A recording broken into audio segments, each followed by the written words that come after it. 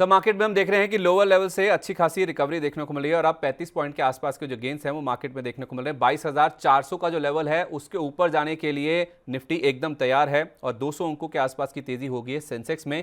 Bank Nifty पहले से ही मजबूत था और वो मजबूती और बढ़ती हुई दिखी है। 550 पॉइंट के आसपास के गेंस हो गए हैं। क्या इससे आपका उत्साह बढ़ा है सर? आप कौन से स्टॉक्स हैं जो आप हमारे लिए आज चुन कर लेके आए हैं हमारे दर्शकों के लिए? देखिए, टैक्टिकल एलोकेशन है। जैसा हम ओपनिंग जो कमेंट्री थी, हम लोग जब बात कर रहे थे उसमें मैंने बताया कि स्मॉल एंड मिड कैप से चीज़ें जो हैं वो लार्ज कैप की तरफ मुझे दिखता है कि मूव होती हुई दिख रही हैं, because hmm. Due to certain reason जैसा हमने बात की। उसमें चूंकि बैंकिंग के लिए भी एनबीएफसीज पे काफ़ी सिकंजे हैं, काफ़ी लेंस एनबीएफसीज के ऊपर है।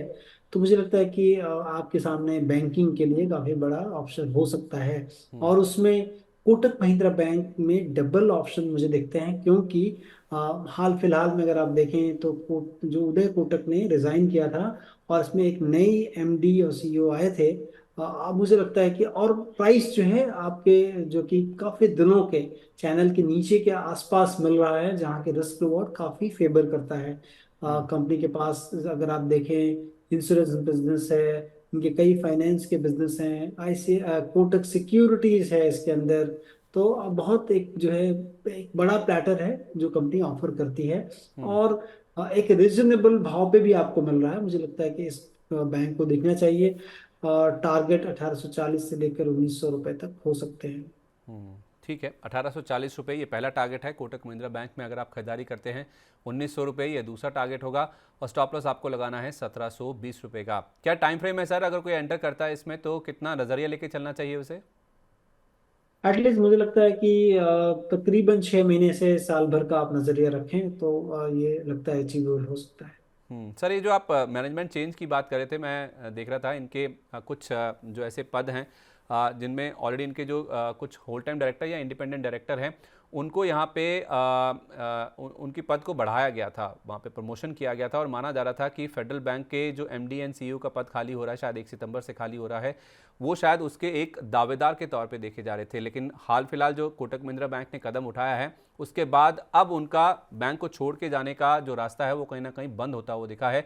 तो फेडरल बैंक ने उस समय नीचे की ओर रिएक्ट किया था, लेकिन कोटक बैंक में कोई बड़ा अप मूव नहीं देखने को मिला है। तो ये जो मैनेजमेंट को रिटेन करने के लिए जो स्ट्रैटेजी बैंक ने तैयार करी है उसको आप कैसे व्यू करते हैं सर? उसका एक बड़ा इम्पैक्ट क्या यही 6 से 12 महीने जिसके आपने ड्यूरेशन दिया है उसमें प्ले आउट होता हुआ दिखेगा?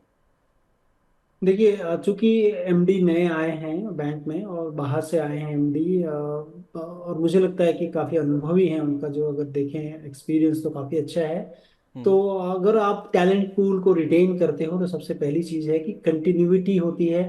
टैलेंट पूल अगर आपसे बाहर जाता है तो जितना भी मैनेजमेंट जो भी चीज़ें लागू करती हैं वो ठीक से नीचे तक नहीं पहुंचती हैं।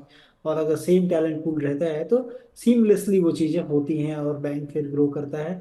और नए जो एमडी आए हैं, मुझे लगता है कि उनको देखना चाहिए। और उन्होंने कोई भी चीज़, क्योंकि इसके पुराने जो एमडी थे थोड़े कंजर्वेटिव थे, अब इनको देखना होगा कि ये नंबर्स कैसे आते हैं। हम्म। और मुझे लगता है कि ये एक टैक्टिकल, इसीलिए मैं कहा कि टैक्टिकल एलोकेशन है। हमको एक वॉच पीरियड देखना है। अगर बैंक अच्छा करता है तब हम्म। तो मैं जो भाव दिया हूँ उससे कई, मतलब और कई परसेंटेज बढ़ सकते हैं।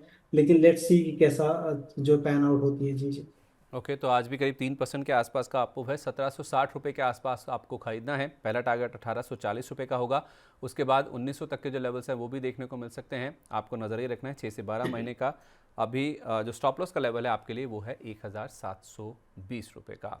तो ये है आपके लिए आज का चुन चुन के लाया गया संतोष जी के वास्ते शेयर। सर, वक्त हो गया आपसे विदा लेने का। काफ़ी सारे दर्शकों से जो सवाल आए हैं वो हमने डिस्कस किए हैं। आईपीओ के ऊपर भी चर्चा हुई। ये जो स्टॉक आपने रिकमेंड किया है इन सबको लेके कोई डिस्क्लोजर जो कि आप हमारे साथ शेयर करना चाहेंगे? देखिए, वेस्टेड इंटरेस्ट काफ़ी रहता है हम जब कभी भी स्टॉक के बारे में चर्चा करते हैं, क्योंकि कभी हमारे पोर्टफोलियो में होता है, कभी बाहर है वो। एक वेस्टेड इंटरेस्ट डेफिनेटली रहता है, हम बराबर स्टडी करते रहते हैं। तो हम्म। और हमारा एक बायस रहता है।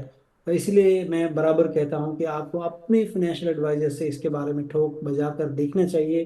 क्योंकि आप जब पैसा लगाते हैं उसकी कीमत को समझेंगे जब आपको इन्फ्लुएंस नहीं हो रहा है मार्केट मूवमेंट से या फिर किसी के कहने से, उसमें थोड़ी रिसर्च करें, खुद थोड़ा सा दिमाग लगाएं और फिर लगाएंगे तो आपको बात समझ में आएगी कि हम कितनी सच्चाई से ये बात कह रहे हैं।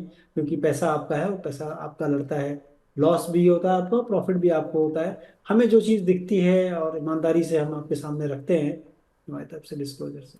चलिए, तो दर्शकों के पैसे बनने के साथ साथ दर्शकों का जो पैसा है वो उनके पास बना रहे, वो गंवाए ना, इसको लेके भी काफ़ी ज़्यादा कवायद है हमारे जो एक्सपर्ट्स हैं उनकी ओर से रहती है। तो आप भी अपने पैसे का मोल पहचानें और स्टॉप लॉस लगा के ही ट्रेड करें। ये शायद एक राय है जो कि आपको संतोष जी जाते जाते दे रहे हैं। बहुत बहुत धन्यवाद sir, thank you so much. आज आपने अपना कीमती समय निकाला, आज हमारे साथ जुड़े, हमारे दर्शकों के सवालों के जवाब दिए, और ये जो स्टॉक आपने रिकमेंड किया उसके लिए भी आपका बहुत बहुत धन्यवाद सर।